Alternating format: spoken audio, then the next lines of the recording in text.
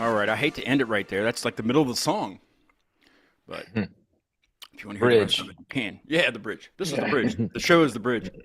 Welcome to Acute Mania Live. Bitter Loa. Am I saying that right? Yep. Yes, you are. Bitter Loa is with me tonight from Oakland, California. Welcome, guys. It's very nice to have you. Thank you. It's nice to be here. Yeah. Okay, I know nothing about Oakland. I don't even know where it's at in this state.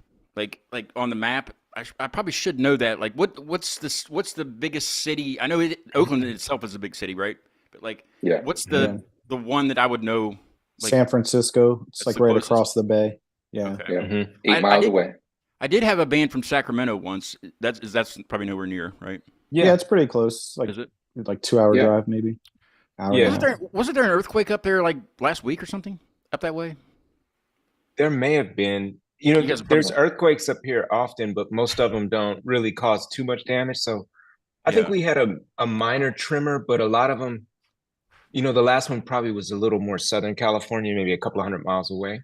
Yeah. So we're on the bay. There's the San Francisco Bay. You know, in California, in the middle, you have that little dot where there's the little bay, and San Francisco's on the peninsula. Okay, Oakland is literally on the bay. We're on the water looking at San Francisco. You probably see it from you or hear it. Yeah. Oh, yeah. We can see San Francisco. It's right across the bay, and from San Francisco, you can look and see Oakland. It's about 5 miles wide. The bay. Nice.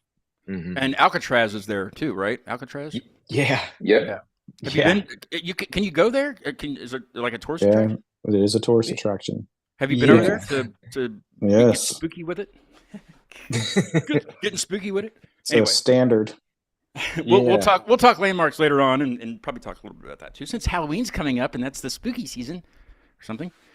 Yeah. Okay, so we were talking a little bit before we went live. I didn't know you guys before Paul Price had told me about you, and I kind of put something out on social media and said, you know, if anybody knows any bands that they think would be a good fit and would want to come on the show, let me know. I'll hit them up. And the very first band that Paul said, he sent me a DM and he said, Bitter Loa. I was like, okay. I was like, all right, send me their, you know, and then he sent me your profile, and here we are. Yeah, awesome. It's nice to have you guys. So where did this idea come from? Have you guys known each other for a long time? Did you go to school together? How did this become Bitter Loa? Basically, we all were in bands together in the mid 2000s. We started a band collective called Bar, which each of us were in our own bands respectively back then. And maybe about 2011, 2010, I reached out to Kamal because I had some songs that I had from my previous life back in Maryland that I wanted to get recorded and basically make a record. So we were a 2-piece for a while. And then we stopped for like a year or something. And then when we came back, we asked Weldon to take on some synth duties for us, which has been awesome. Now it's like, I don't even know what we were doing as a 2-piece. Yeah. So yeah, you know, it was actually like a really fun time because there was 5 bands, I think. in our kind of like little unofficial association. Yes. And that's how, like, we all know Paul Price. Paul Price is a really good friend of mine. We used to work in the weed clubs together. He was actually my manager. And we, me and Paul were separately writing music together. We ended up forming a band together. And then so he and I, that was the photo I showed you when we were in a band together. And PJ had an excellent band called Disgust of Us. He and his wife was in, they were a 4-piece. Weldon was in an excellent band where he was playing bass called Raised by Robots. And so there was a cool name. Yeah, there's about five bands and probably about, I don't know, 20 to 30 of us, you know what I mean, who were kind of like this unofficial gang. All of those bands, as they do, local bands end up kind of breaking up or stopping at some point. So Bitter Loa is kind of like the remnants of 3 of those bands. After our band stopped playing actually when Paul moved to Pittsburgh, where he's at now. Yeah. So that's when we broke up. And so, yeah, Bitter Loa is kind of like the remnants of a few of those. Tell me I know about it because it's in the bio, but tell the folks about what Bitter Loa means, the band name, and how you came up with it too. Actually, I was just doing like wordplay, and I kept coming at Kamal with like a bunch of different names, and one of them was Blotter A, which got rejected like pretty quick. I was like, so I kind of it almost sounds like one of those name generator names, Yeah, almost. But I did a word association on Google. Bitter Loa came up, and then I started reading. I believe the guy's name is Bob Corbett, who did like a voodoo dictionary, and he started referring to the spirit, the spirits have always been Loas. That he didn't come up with that term, but he may have been the one that started calling them bitter and sweet, because I believe they have different names in voodoo, like petrol and is like the bitter one, and then they have a different name for the sweet Loas, but they all serve like different purposes. That's interesting. And bitter Loas are more like when you want to make a zombie army, or you want to like, really challenge governments and things like that. That's who you call upon. They require more sacrifice and more time and more devotion than your run-of-the-mill Loas, I guess. But so I don't know. I was just like really intrigued by that once I like stumbled onto it. Yeah, that's very interesting. I'm gonna have to. Whoops, I just hit the camera. I'm gonna have to look into more of that because I read the bio and I was like, and then I had other things to do also. So, but I need to dive into that a little bit. Yeah. I've recently got into like Alan Watts. I don't know if you knew Alan Watts, or who Alan Watts was, but he was like a philosopher. And he was a Zen Buddhist, and but a lot of the things that he says is like his lectures and things are very uplifting. I use it in my EP, my electronic EP, but it's just like that. I kind of just stumbled upon that, just looking up something, and just kind of I went, had an idea. But yeah, that's really interesting. Yeah, I think I loved it immediately when PJ said the name and explained where it came from, just because it matched with both our, aesthetic and also kind of our belief about what we were trying to do with the music. We really wanted just to play we wanted to play what felt good, and we wanted to always create a vibe and to almost bring ourselves into like a meditative state. So there's always been this kind of like spirituality we were trying to reach, but it was unnamed, and we're not, religious in any kind of way. Yeah. And then also we've always, I don't know how to explain it, but maybe kind of like been drawn to a darker aesthetic. Not that we're, bad or mean or anything like that. We're not like that. But at the same time, we were always drawn to a darker aesthetic. And so I thought, Loa being a spirit and the bitter Loa being the darker spirits, but that you could use for a good purpose and a spirituality. So it really just kind of encompassed so much. So I immediately loved it as a and even if you're familiar with that, with the terms or not, you look it up and it's just then you listen to your music and it's like, oh, okay, I see what I see what they're trying to do here. Okay, who is the bass player? That would be me.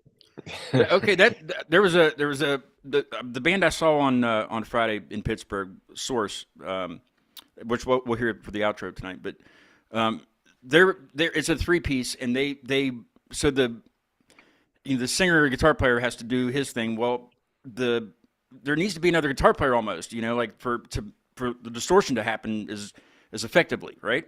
Mm-hmm. So the way that he had his setup on his bass was just like chunky. It was like he just went right with it, And so then I was listening to your stuff and your all stuff, and like that the bass is so present in that, and I love that because I think it's too much in the background with some bands. It's just kind of like along with the music. It should there should be. Even just in sections, there should be a pronounced anything. Any type of instrument, pronounced guitar. And for a solo, it's always pronounced. But the bass guy is doing a lot of work with the drummer. He needs to be highlighted. So that's very good. Like my thing with playing bass, like enjoying Bitter Loa. Like I've always played bass in the way that I want to make people move when they didn't even realize they needed to. Like from my joy is being on stage and or hearing someone like here's our music and they can't help but move. They're like hips are moving, their shoulders moving, they can't quite. I was grooving my ass off in the car. I was like, doing the damn thing. That's like my joy. So like that's and that fits right in with what we do with Bitter Loa because like a lot of the songs are like really emotionally driven songs, and they have like a lot of like real intense feelings behind them. And so my goal is to get those feelings across in a physical way where someone actually can understand like, oh, that's what they mean by this. Yeah. I'm really intrigued. I'm really intrigued with that, with what's the band's meaning behind it, because the way you're right usually is just it's so anybody can kind of relate to it. But when it's the personal, the personal experiences that came from where the lyrics came from is what's cool to hear about. Yeah, I kind of want to hear a song now because now we're talking about this, like we need to. Let's do it. And plus, I feel like boogieing, So yeah. What do you guys want to listen to first? I'll leave it up to you. Do Baltimore, Berkeley, PJ. Yeah. Sure. Is that an address for somewhere? Because that's kind of what it sounds like. It's 2 addresses. Oh, 2 into 1. Do you want to talk about what the song's about, or do you want to wait until after we listen to it? We'll do it PJ. After. Oh, after?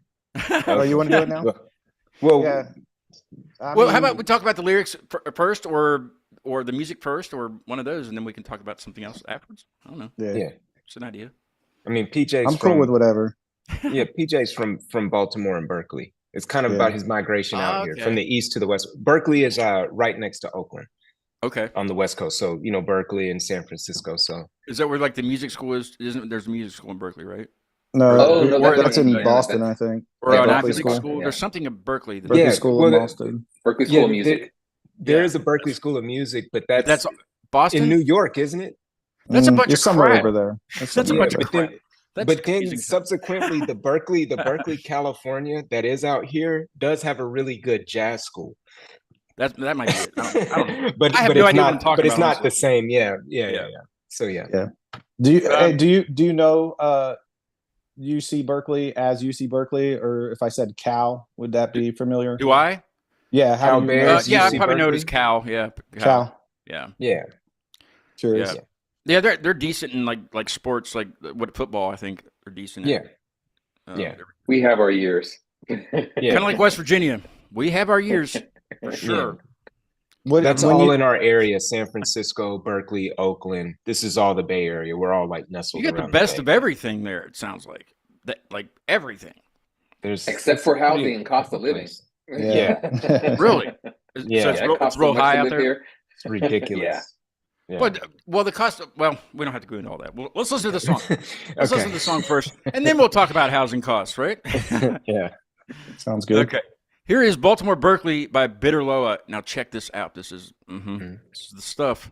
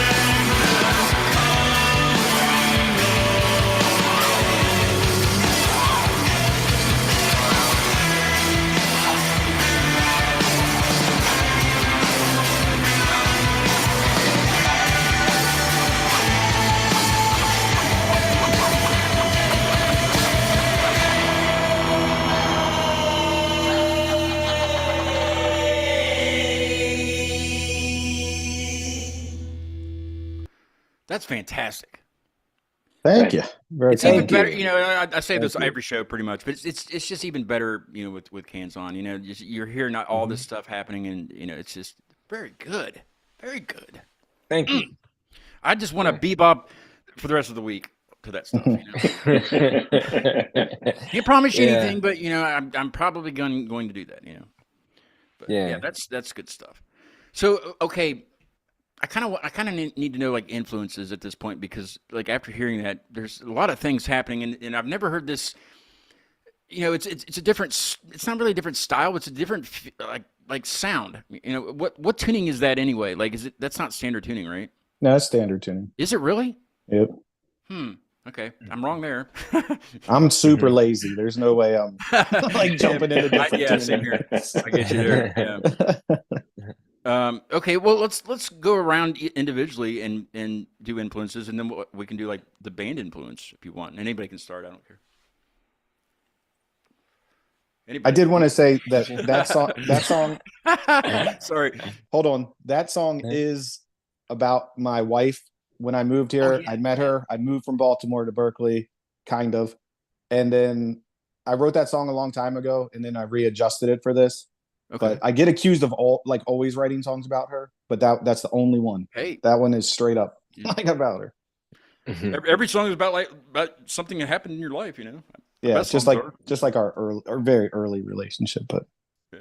Anyway, are you still with her? Are you still with her? Yes. Yeah. Maybe you need to write a song about that. That's too much. I like to take negative energy and make positive things out of it, not the other way. Yeah, that's true. Yeah. Well, PJ, what are your influences?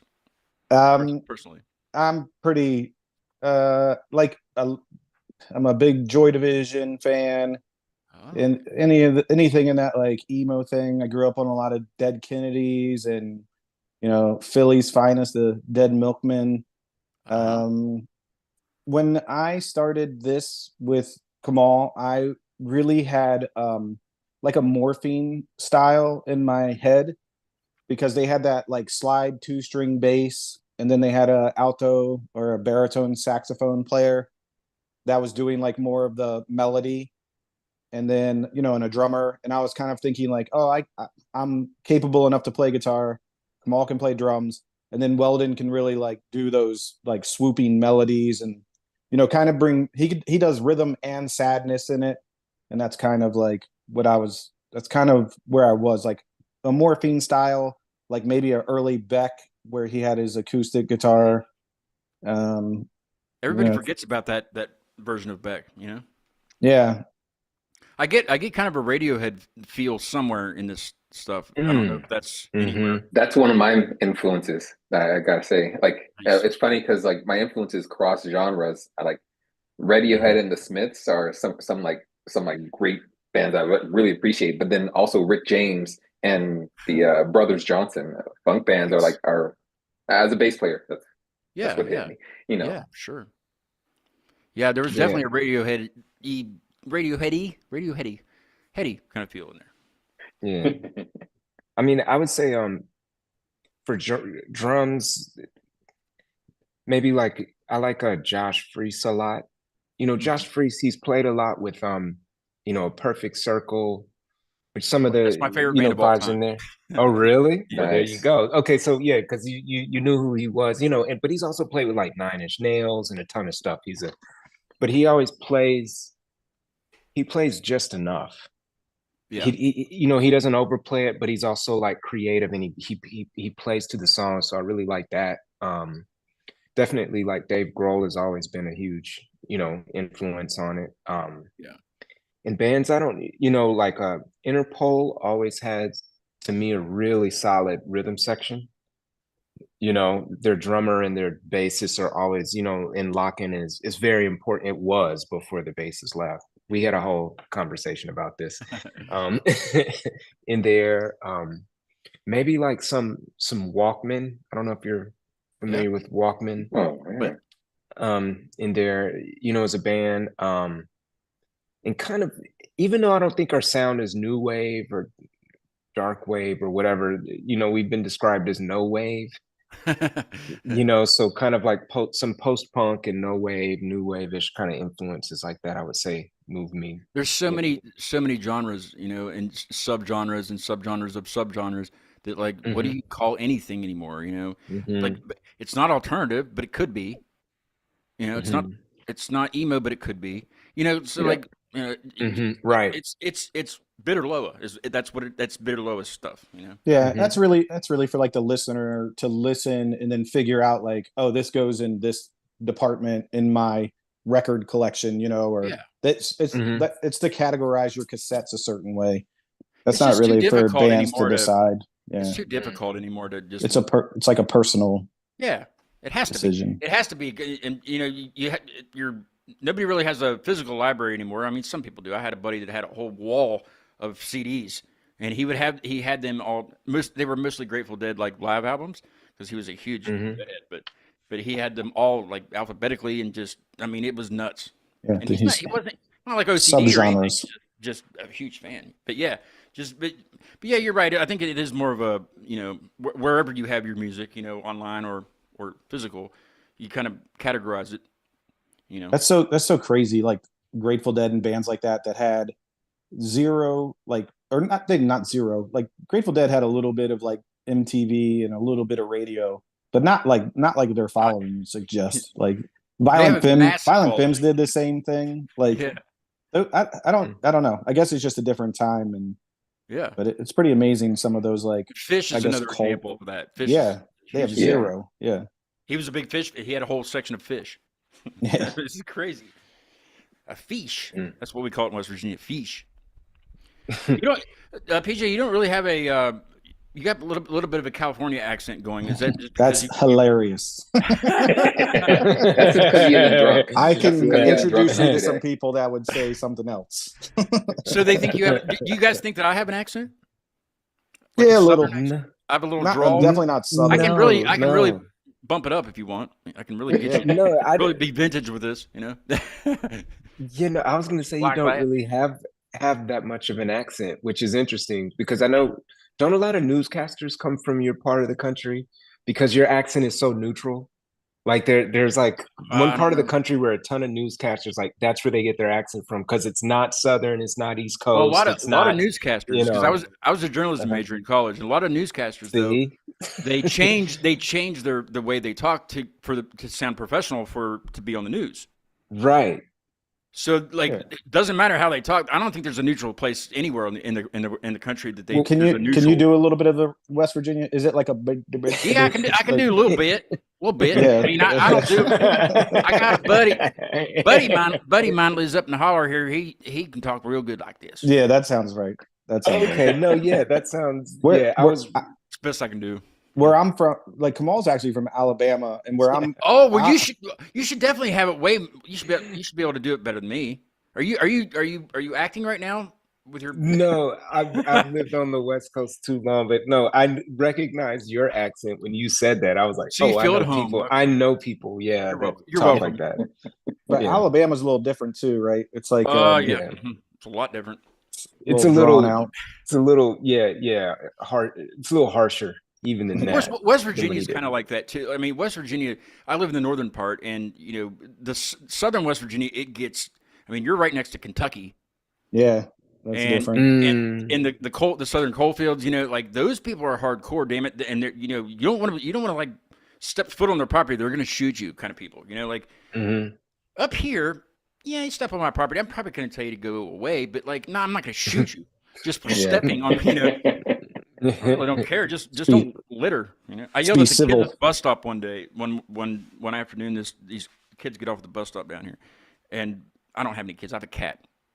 So I'm sitting on the porch, probably drinking or something, and the kids get off the bus, and some kid deliberately throws a candy wrapper right in the yard, and I'm like, hey, like I walked clear over. There's apartments over here, right? Like across the, you know, I walked over there. With beer in hand, and yelled at the mother, "You need to." This was a while ago. This was a long time ago. I don't do things all right. We believe. I'm not a Darren. I'm not going to speak to the manager. Don't mess Oh, is that a with Darren? West I didn't know Virginia. Not a Karen, a Darren. Yes. A Karen and Darren's. Yeah, there you go. You bet. I don't partake in those activities anymore. I used to be a hellion. What did you tell that mother many years ago? Oh What man. was it? Well, actually, it turns out I knew her. I just wanted to hear you say it. And we grew up in church together. I didn't say anything, honestly. I was like, "Hey, how you doing? I didn't know you lived over here." I feel like we backed you off a little bit. That's strange. Yeah. So whatever. Yeah. But when I walked out of there, I told that little kid. When I walked out of there, I told that little kid, "You listen, you little hellion." You know, she didn't hear that part though. You get him. Go get him. Yeah, I don't do that anymore. Where I grew up, we have a lot of O's, like I told you, things like that. Oh yeah. Those people. I think 30 Rock did a really good impersonation of it. I think it was Elizabeth Banks that had the overstock.com. it's like you're trying to do it. Like you can tell that you're trying to do it. That's funny. Weldon, are you originally from that area? No, I'm originally from San Diego. So I'm California through and through. I know a San Diego band really well, actually. I've seen them. I've met them in person twice. They're called. Okay, you might want to cover your ears. They're called The Undertaking. I'm the only one of their fans that does this because they. Well, here I can show you that. There's a huge flag on my wall. I don't know if you can see this or not, but turn this around. There's a flag right there. See it? The Undertaking. Yeah.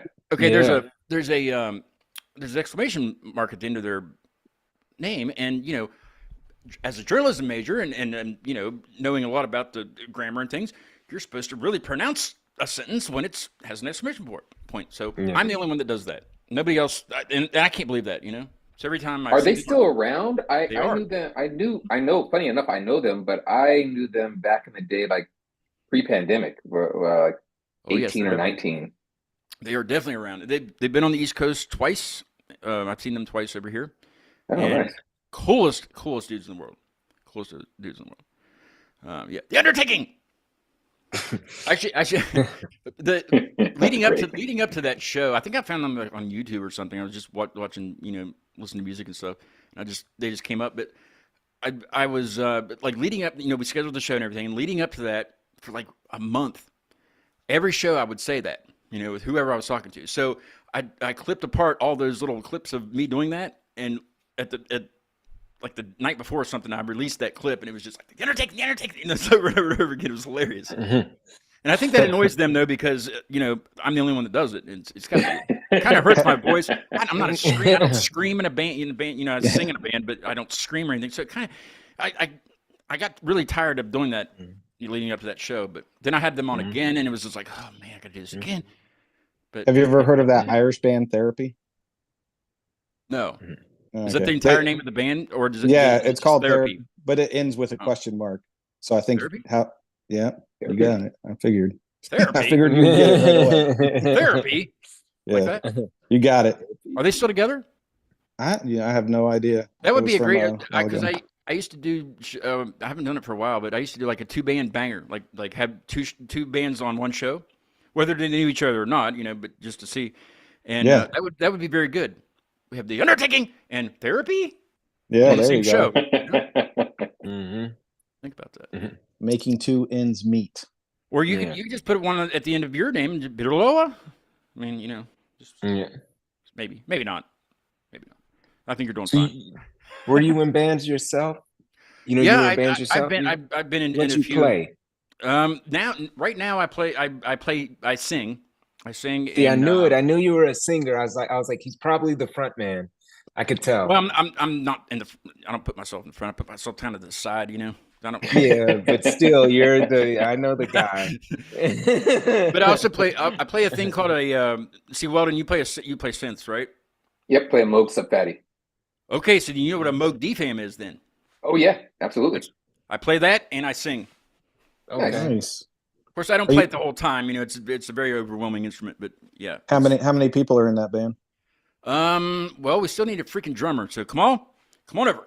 Hey, I'll at you. No, we have. There's 3 of us, but we did there's four of us. There's four of us. We did a show in March and the guy that's we're trying to get to do like backup guitar can also play drums. He played drums on that show, and he's good at drums too. And then my buddy Rob plays lead guitar, and Rick plays bass. And Are you the main singer? Are you the lead? I'm the only singer. Yes, I'm the only singer. And you're like stage left or stage right, or at that show I was stage. Well, is stage left like me facing the audience, or is that the audience looking at me? Which is you looking at the audience? Yeah. Okay, I believe stage left then. Yeah. And it's a 3-piece, and you were a 3-piece. No, we're a 4-piece. We're a 4-piece. Yeah. So there was somebody in the center. No, actually, no. Well, see, the drummer. Oddly enough, the drummer needed Rob, the guitar player, to stand in front of him for rhythms. Because I mean, me and Rob wrote the songs basically. We did 2 songs because they're really long songs. But the first song we did was a song that me and Rob wrote, and it's called "Observe." It's out. I'll send you guys a link. But those guys, Rick and Josh didn't really know that song very well. So Josh wanted Rob, not Rick, but Rob to stand in front of him and like face him just for like the cues. Even though he knew this song, we practiced for like a long that stuff over and over and over and over again. I mean, it was just outrageous. But the other song that we did, we wrote together, so everybody knew that one, for the most part. How's the scene in like, West Virginia and stuff? It's cool to see, fellas like yourself out there. Is it cool? And then it like, survived kind of picking things up after the pandemic and everything. You guys have a lot of live musicians out there. You guys kind of support each other. There's like venues to play at and everything. Yeah, there's a really good venue in Morgantown. I talk about it a lot just because it's a very historic place. It's been there for a long time, and it's named after the address that it is. It's 123 Pleasant Street, and that would be the venue to play if you guys ever bring this stuff over, which you definitely should. That's a great place to play. Pittsburgh has a plethora of places to play. They're just Mr. Smalls. Mr. Smalls. That's where I was Friday. That's Heavy's played there. That's a great place. I mean, there's so many. But yeah, we have a great scene, and I talk about Pittsburgh a lot because my network, my shows when I started like 4 years ago, my show really took off because I knew a lot of Pittsburgh bands. So it was easy to kind of talk to them and have them on. So like, and I'm up there a lot too. It's an hour and a half, maybe something like that. So, but yeah, it's the scene in Pittsburgh is just so diverse. But it's not so diverse that you can't find, you can always find a band of your style somewhere. And when they do these, when they book shows, sometimes not all the bands even sound alike. You know how they try to book bands that sound exactly alike for one night. Yeah. Sometimes they'll do that, just to do it. But a lot of times it's not like that, and it's like Funky Lamp played the Dream the Heavy show when I went up there the other night, and they're not really like Dream the Heavy. And then Chip and the Charge Ups played, and then they're nothing like either of those bands, So it was just a fun night because it was well rounded, and that's the only way I can really describe Pittsburgh is just well rounded. What is the height of Dream the Heavy? Are they all taller than you, or they seem like a tall band? Well, I'm 6'4". Oh, okay. So Paul's like what, 6'2"? Me and him.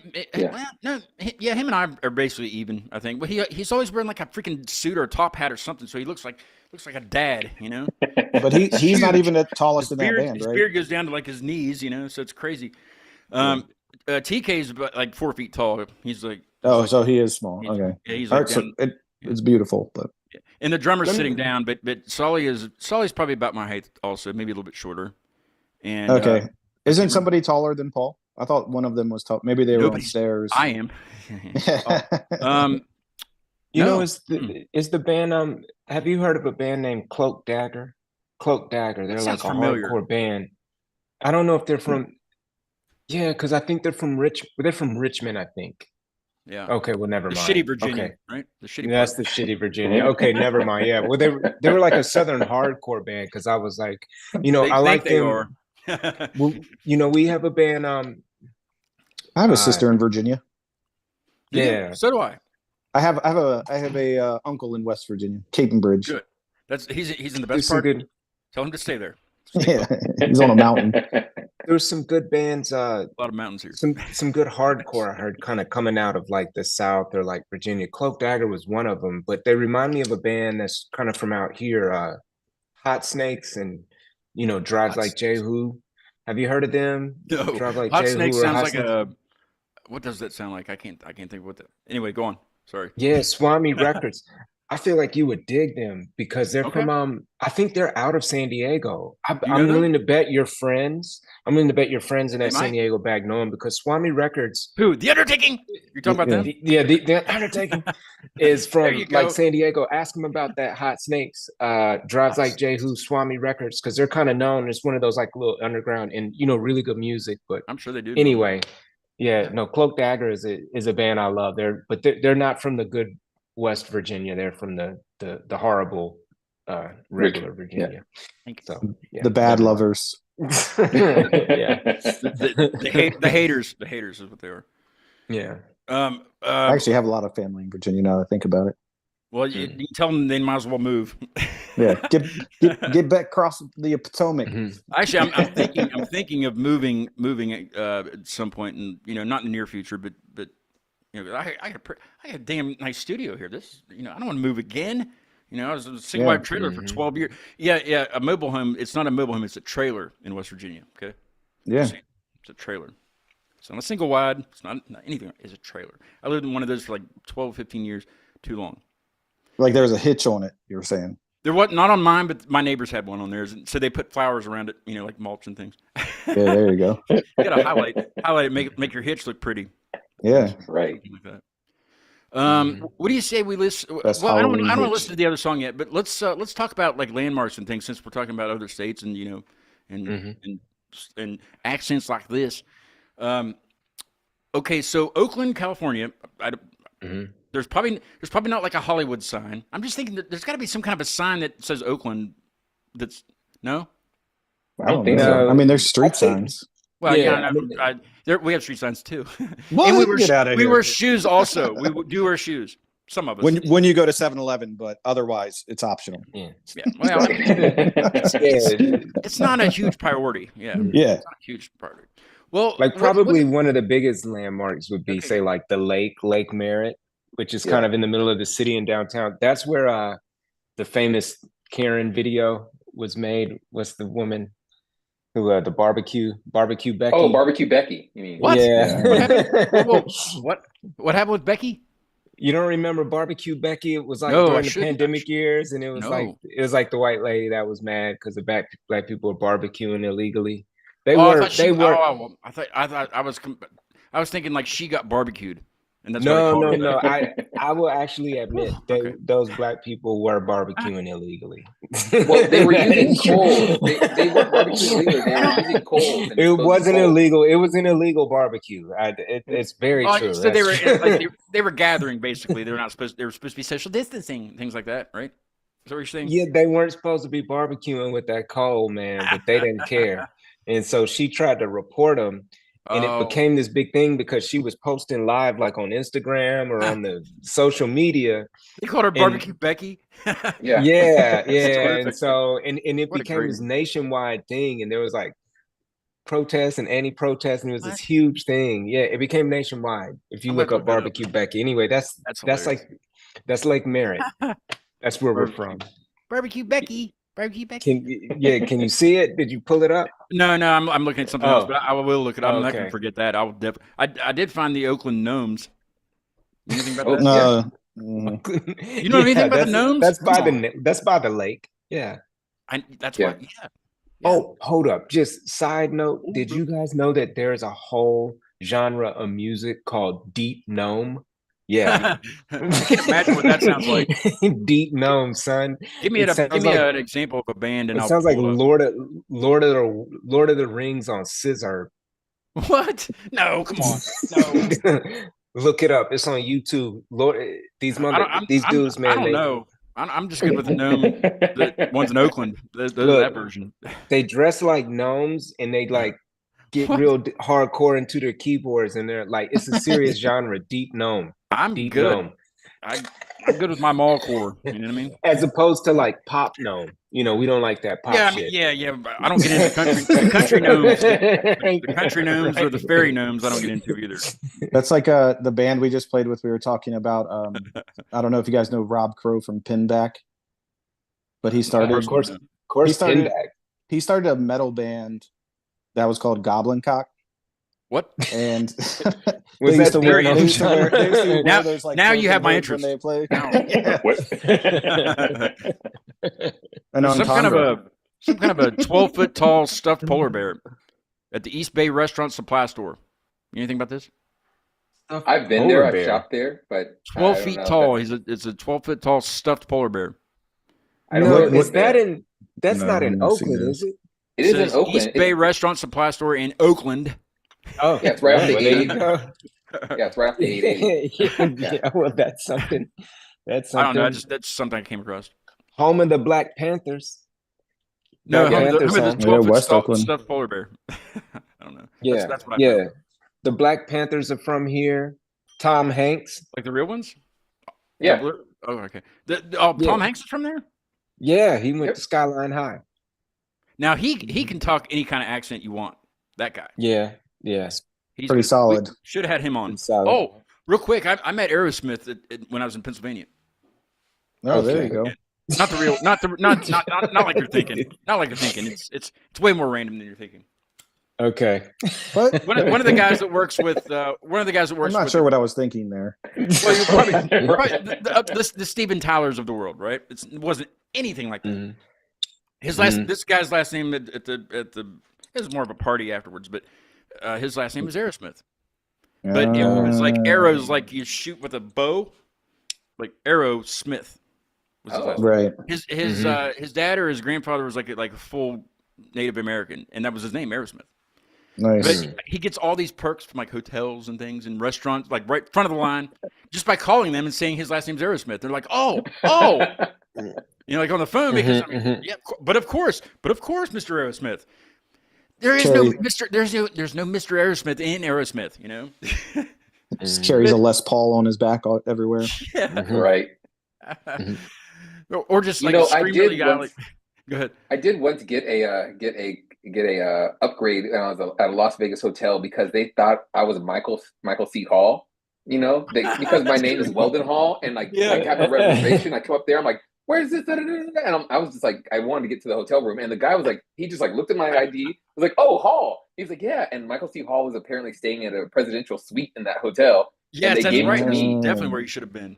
And I went in there. Pissed when you got to the room and it wasn't the presidential room? That's what I was pissed. I took a deuce, fell asleep, was like lounging out in there when they tried to call me, and because my friend had come, and they're like, we're sorry we gave you the wrong room, but they couldn't change it out because they were booked out, and they were like, yeah, we gave away what was your other room, so I just ended up having a great presidential. That's when you say, don't you know who I am?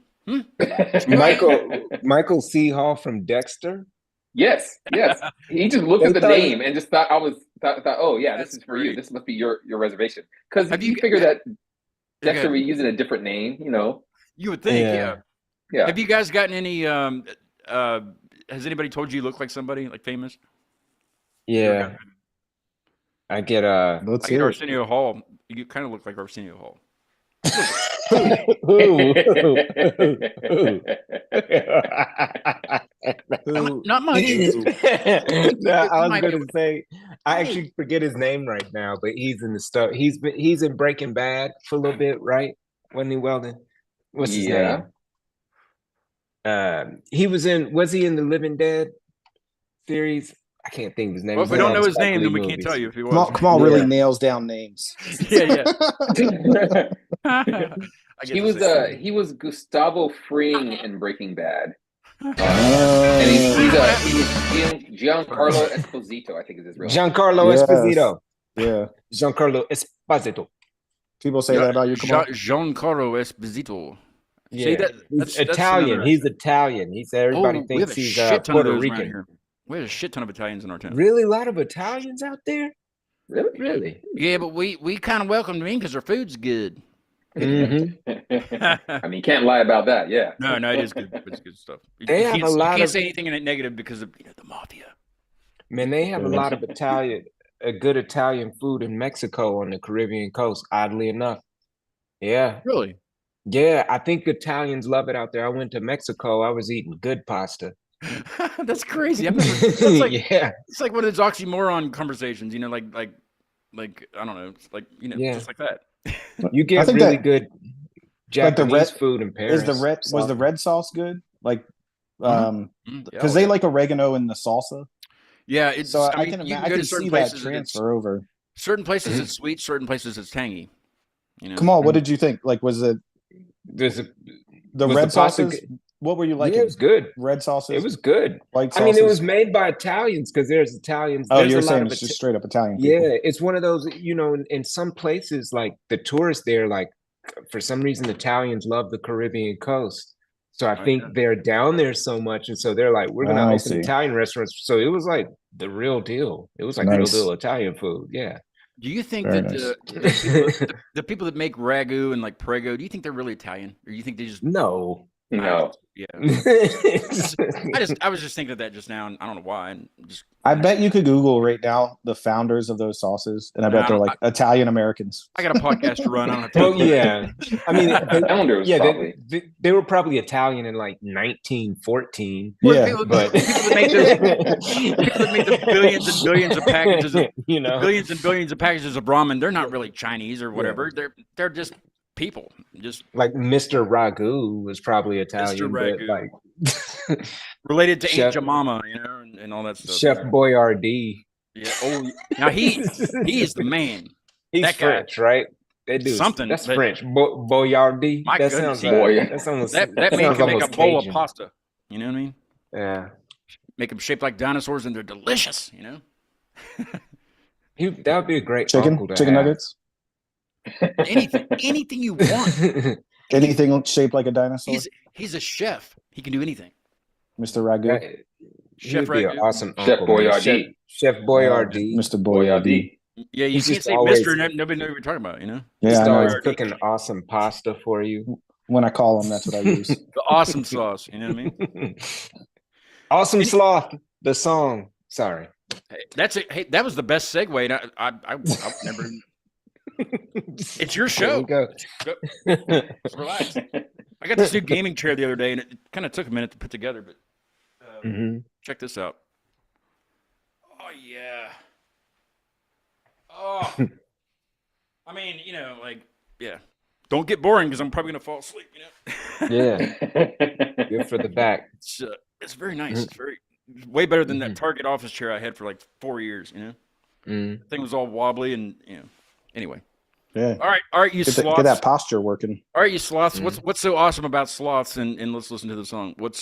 Tell me all about the song. Everything. You go. You explain that, PJ. Awesome sloth.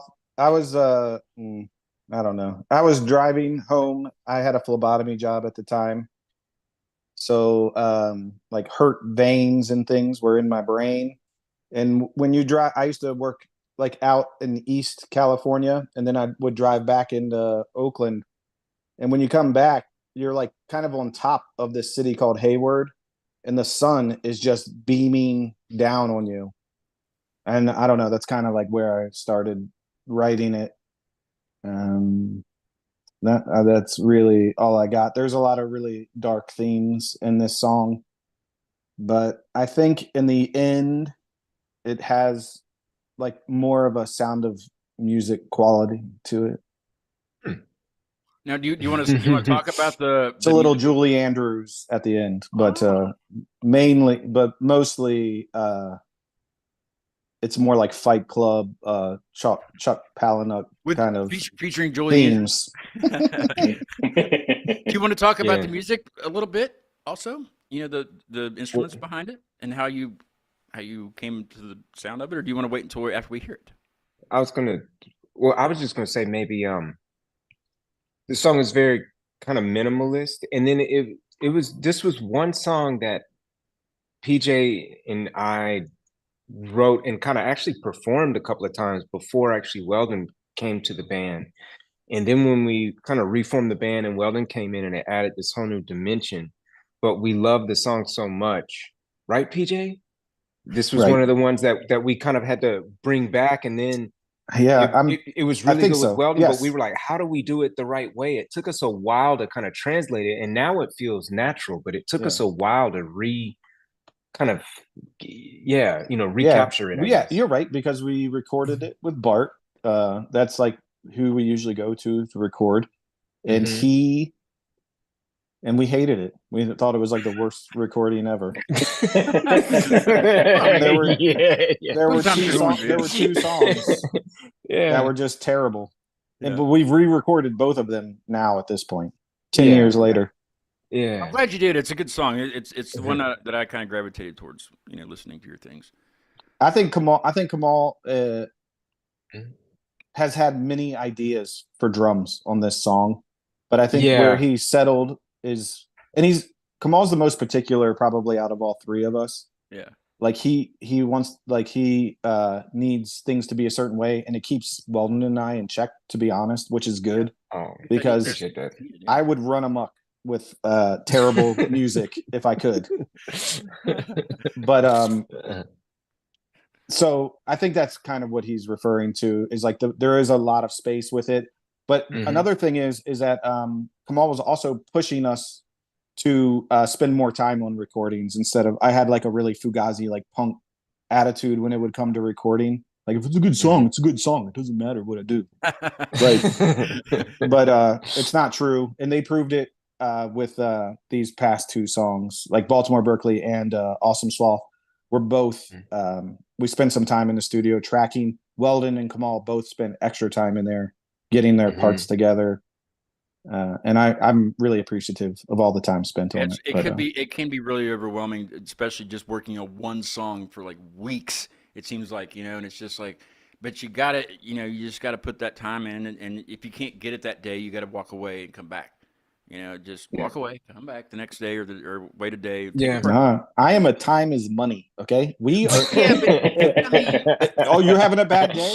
Your bad day is going to be heard by everybody out there. You know what? You have a bad day when you're in a van down by the river, Yeah. Have a bad day on your own time. Yeah. Fix your better day. Everybody else is having a good day. I don't know what's wrong with you, Yeah.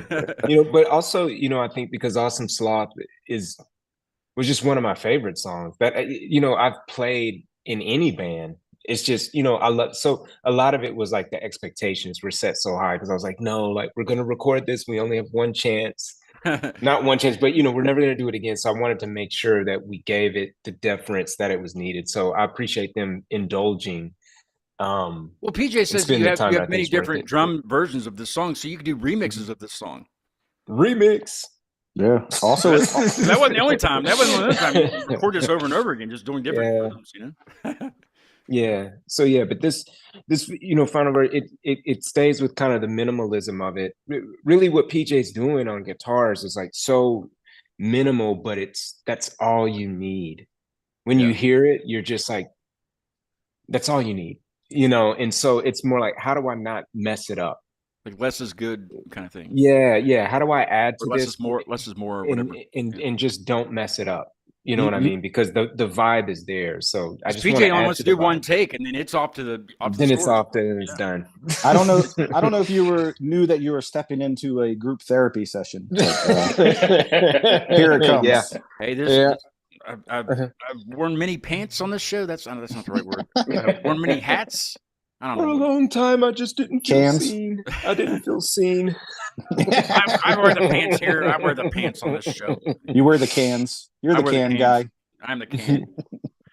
All right, here is Bitter Loa with Awesome Sloth. Awesome sauce, too. Yeah.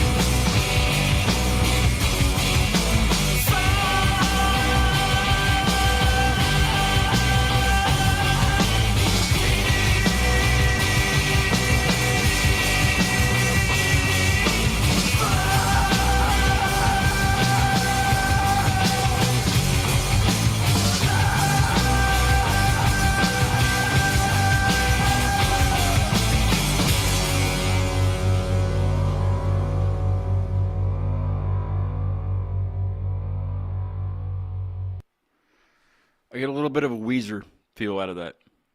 Huh. Is that okay? Is that all right? Everything is okay. Everything's Just a all right little- with us. There's just a Anything is feel of okay. it, you know, just not all of it. There's just a little bit of a feel of a Weezer. Is it that chord structure at the end? I think it might I think be. it might. It's no. Yeah. I think it's just the whole beat. Maybe just the tempo or the beat or something. Gave me a little bit of a Weezer vibe. That's good. That's good to know. Yeah. It's a Bitter Loa vibe, is what I got out of Yes. Well, it's Yeah. fine. Anything is fine. Yeah, anything's I fine feel with like us. somebody I just heard said comparison is the thief of happiness, but I don't like I don't comparing. know. I don't like comparing. I never compare anyway. I just Yeah. the feel, just that, like, you know how I feel. Thank you for getting this. Yeah. No, he's Nah. fine. He can stay in here. Do you guys have any pets? Yeah, I Sometimes got a dog, Is he in the house? Can you get him? a she. Can you get her? I don't know Sorry. I'm not for sure that what her pronouns are. Look, she hears you. Come here. Lilu. Well, I do Lilu. a Pets of I'm VTO missing you. live segment here sometimes, and there's a cat see that if I doesn't like to be held. It's Murphy. It's Murphy. He says hello, Yes. everybody. What's up, Murphy? That's Lilu. Lilu, hello. You have a Lilu, white tail bobbing around there, buddy. come here. Come here. Do you want a West Yeah, Virginia doggy. treat? Yeah, doggy. He's not very excited about this, is he? No. She's like, it Well. is feeding time. We had to see. There's been several pets. What's going on in PJ's house? Why are we looking at? What's I that don't on the know. table? Was that what is that? No. What do we got here? There's some items. Items on the table. Is this your Topo office? Chico. Are we in the office? This is or my wait, kit. This is my kitchen. What's in the refrigerator? Let's go see what's in there. No, I don't. I'm not sure that's ready for anything. Yeah. How about your nightstand beside your bed? What's in there? Hmm? Hmm? No, that's definitely not ready for anything. It's always a good one. We had there was a band on from Charlotte, and Lost Imperium is their name. They're really good. The one guy was in his car, but I didn't know it like the whole time because all you saw was like the ceiling. And he was waiting for his dad to come out of Walmart. He was sitting in his car in Walmart. So we quit the show live stream, and I started another one, and we had him go inside and get in one of the carts, and we just did like Impractical Joker style, like have him do things, and the whole band's on there, you know, on the stream also, and he's just going through Walmart in this cart, like asking people if they can get him the cereal that's up there because he can't get up, and then if they can't get it, then he just stands up and gets it. It was hilarious. We had a good time with him. To get those guys back on. The lead singer is from Australia. Oh, there you go. He loves Outback too. He loves it. It reminds him of home. No, I'm kidding. That's a place. That's a place. I asked him about it. I was that like, would have actually so, been really shocking to me if somebody from Australia came here and was just like, "I love the Outback, yeah, the restaurant." I'd be like, "No way." The blue and onion. It's nothing like that. It's nothing like Australia. He said. He said in Foster's it tastes like shit. Is what he said. Foster's is nasty. It's so funny. Yeah, I gotta get those guys back on. They were cool guys. Cool guys. We gotta do another trip to Walmart with his dad too. That was awesome. Okay. Give me. Well, I'll give you 5-10 minutes, however long you need. Plug the crap out of yourself, and so these people on the East Coast and everywhere around the world know who Bitter Loa is, where they can find you, where they can get your music, that stuff. Just anybody, go. Is Weldon our best plugger? Go ahead, Weldon. I don't know if that's a good moniker for him to have. I know, no Diddy. That was all encompassing. No Diddy. Oh man, sorry, but yeah. Well, promoter, our best promoter. Yeah, there we go. Yeah, I mean, yeah, you can find our music on all the streaming services, on the Spotify's, the Apple Musics, the YouTubes, and and of course Bandcamp. Support Bandcamp. Most of the proceeds go directly to the band. Whenever I buy music, I go to Bandcamp first, and then I'll go to streaming services to listen as well. What else? We have our Instagram at Bitter Loa, and our Facebook page, which we kind of don't check too much, but we mostly post to the Facebook. Yeah. I check Instagram. There's one. I'll check the social medias. It's fine. Yeah. You can reach us through Gmail, through Instagram, through Facebook. I check them hourly because I'm a freak and I have nothing to do. Yeah. You check mine also. I will get back to you. Yes. Yeah. You guys have shirts or stickers or anything? Yeah, we do have shirts, lighters, albums. Yeah. How about stickers? You have stickers? No, we don't have stickers yet. A lighter would be good. I can tape that to the wall. We can get there's a bunch of lighter. There's a bunch more drum heads up there with stickers. Lighters, and these lighters are good. They work. They're Bic. Give me your address. I'll send you a vinyl just for setting us up. If you would, that's very kind. You can put that cover up back there. Yes. Yeah. Yes. I will return the favor. I will send you some stuff. I have some temporary tattoos also. I just got this is the newest sticker, and I always have different things sitting around here. So I will send you a care package. Maybe something that smells like West Virginia, probably like VO and feet. Sounds like West Virginia. I'll send you something. I get hot sauce in the mail from the people that do the stickers for me are Sticker Mule, stickermule.com. You might have heard of them. They're very good. It's American made stuff. I don't make anything from them just by saying that. I'm proud to get. I've always gotten things from the wall sticker came from them. Just anything I've gotten from them. It's good quality stuff. But Sticker Mule did these stickers, and sometimes they did this stuff called mule sauce, and it's just hot sauce that has their stuff on it. So I think I have an extra one in there. I'll send you out a bottle of hot sauce. Yes. So I take heartburn medicine for a reason, so I'm not going to aggravate it with hot sauce, Oh yeah. Take care of them guts. Send it out to you guys. Yeah. Well, just for now, who cares what happens to them later? But you will. And then so I didn't put up the. I didn't will also care. I didn't put up the picture that I captured. That I'm not going to say too much about, but you guys know what I'm talking about. Paul Dean Price. Yeah, that one. Yeah, I'll make a clip when I make the clip of the show here. I will, and when we're talking about him at the beginning, I will put that right front and center on the clip. Yeah, you go get him. Yeah, he'll get a kick out of it. Boom! That's how we do it here. He'll learn to come on the show. Yeah. Hey, tomorrow I have TK from Dream the Heavy, which is the same band that Paul's in. TK will be on with me at 7 p.m. Eastern to reveal the cover art for the Acute Mania EP. Nice. All the songs are out. You can get them everywhere. Just look up Acute Mania and you'll find it probably. I don't know. I've never searched for it, but it's up there.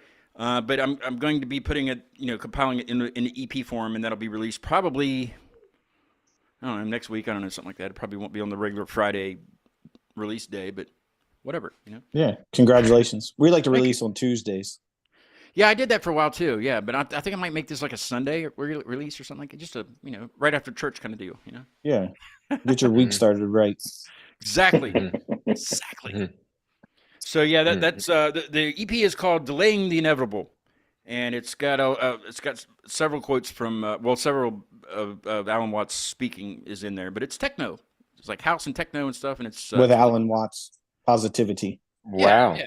It was a fun album to do, and I just I tried to keep to the same theme. I did some videos; they're up on YouTube, and if you want to watch those, so yeah, it was fun. But I wanted somebody that I knew to personally create the artwork for the cover, because so I just kind of had an idea and emailed it to TK, and this is what he came up with. I might show you guys here after we. And Paul. I'm not going to show it on the air, but I'll stood you up a few times. What is that?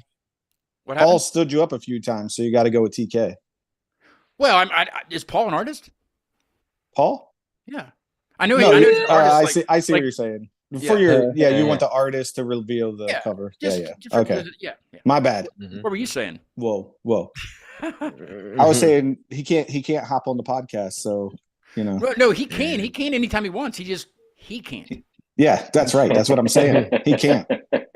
Yeah, Paul, Paul, I mean, I'm harmless. I mean, he could come on. He's got 3 kids. Paul's got 3 kids, man, and his TK wife has 2. It's wife keeps fine. him busy. Kids will wait. It's only an hour. Mine just jumped in the screen, so we're all good.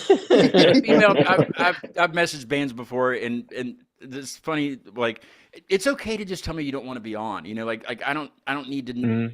But just the like bands that say, I don't know, man. We're in the studio this month, and it's an hour out of your day. Like I'm going for you. I really don't care if you're on or not. But I just know a little bit more. I mean, just but just okay, fine. Get in line, because I'm going to take over Joe Rogan pretty soon. Yeah, you should get him to the moon. That's right. Before you guys are cool, I'm going to show you Pale Jackson. This is Pale. Pale's big. He's a big. I'm on my phone. Oh yeah, there we go. This is a marionette. Well, it used to be, but he's tangled, so I cut it loose. But his pants are falling down. But see, there's nothing under there. This is a marionette I made when I was in 7th grade. Oh, nice. And there was the guy that's going to be on Thursday, Kevin from To Bloom. They have a song called Marionette, and it reminded me to go to my parents' house and get him out of the closet. When I did, he was completely tangled, but he hangs up on the wall now. And then a week after they were on, I had a band from France. So Marionette's French. So he was formally introduced to this show when I had the France band on. 2 times. Kind of like Raggedy Ann's cousin. Or we got Ed Sheeran. We got Ed Sheeran.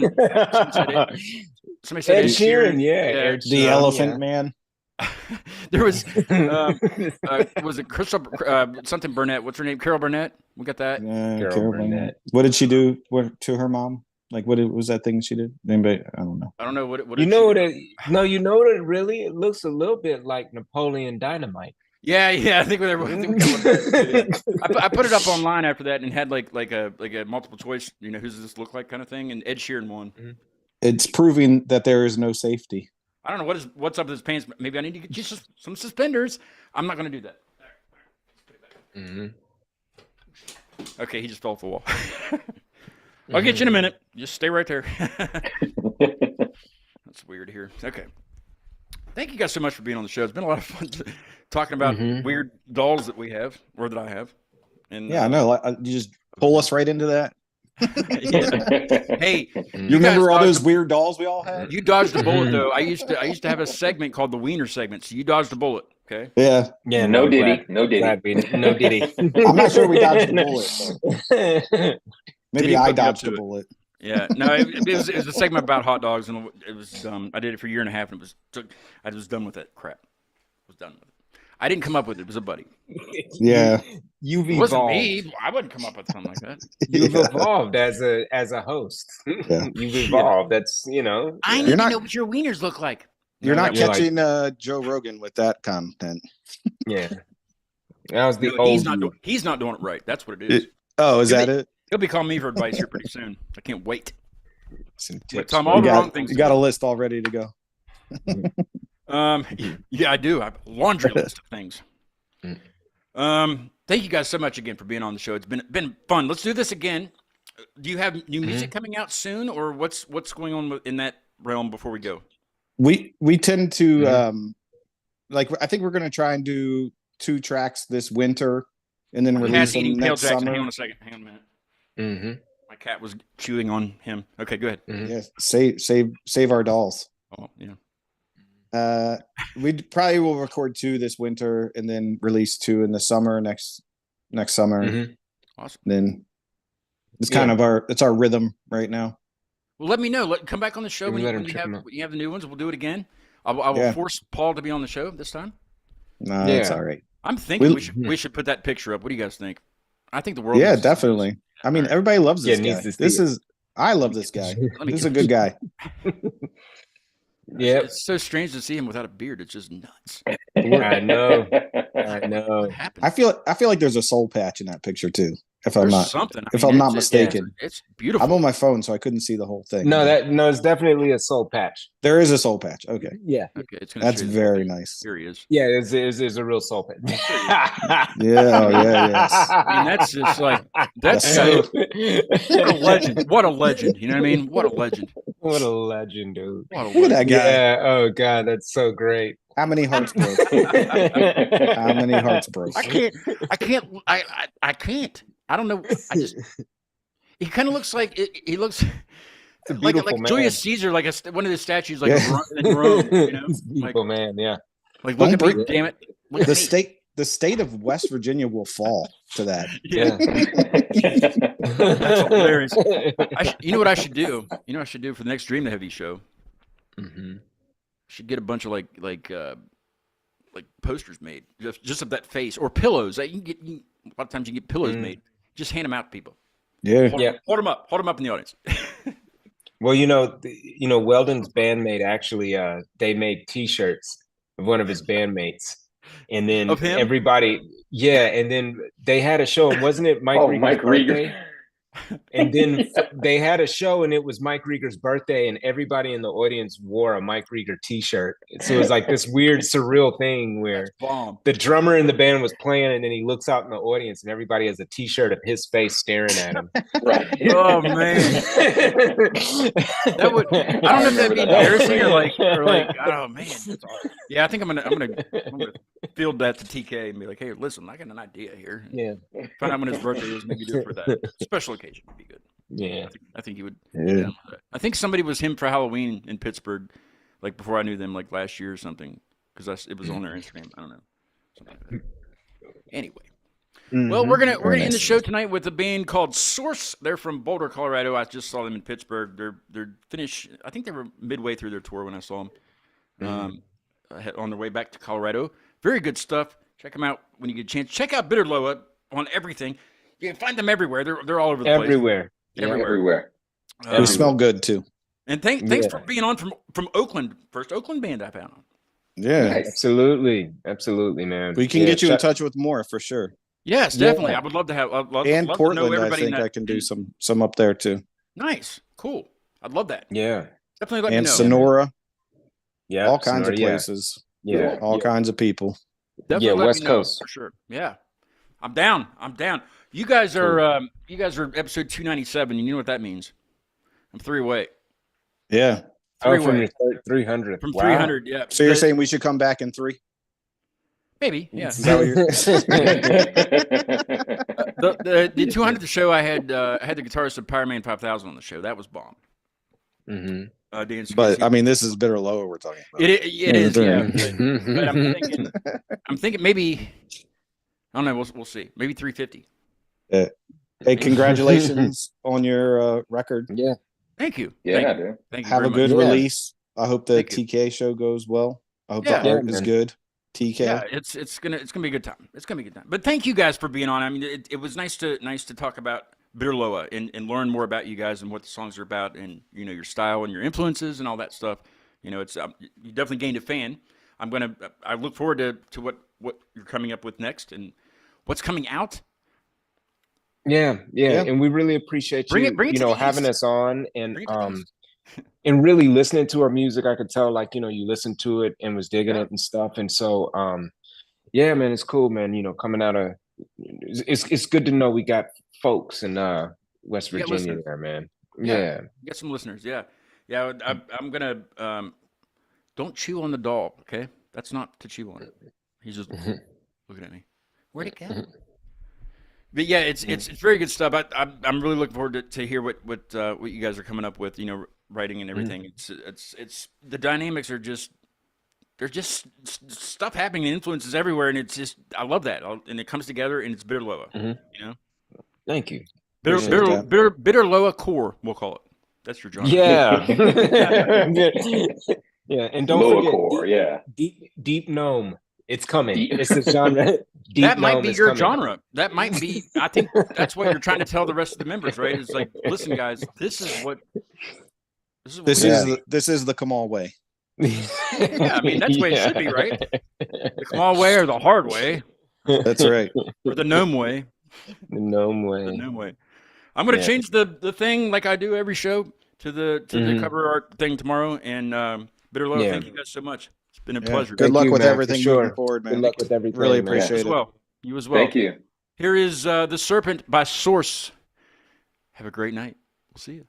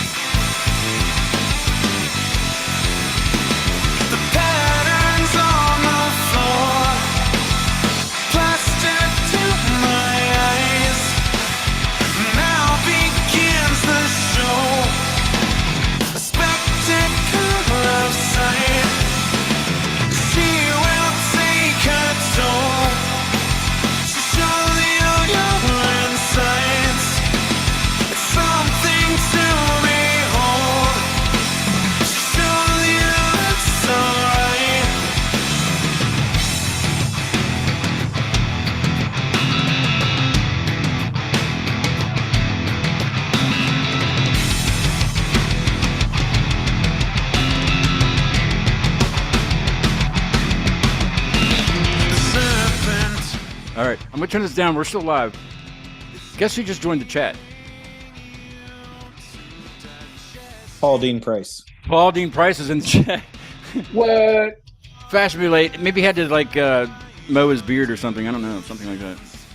But he is in the chat, so I figured you guys might want to say hello to him before I quit the live stream. Yeah, what's up, Paul?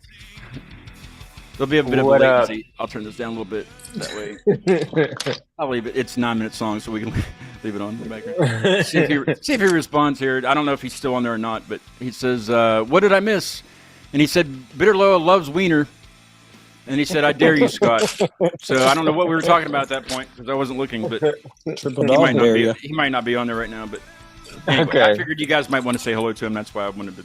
Wait, who is Paul Dean Price is in the chat or was in the chat. We don't know yet.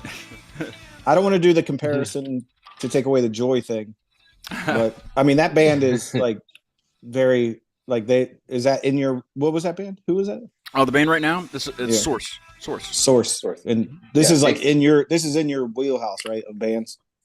I just met him on the other night, but yeah. You said Full Circle was like one of your favorite bands. Is that correct? Perfect Circle. Let me go ahead and quit live stream, and then we'll chat for a little bit. Hang on a second. Sorry. That's all right. I thought we were done. No, you're good. We will be in a second. Put that down. Calm down. Edit that out. I don't care, motherfuckers. I care.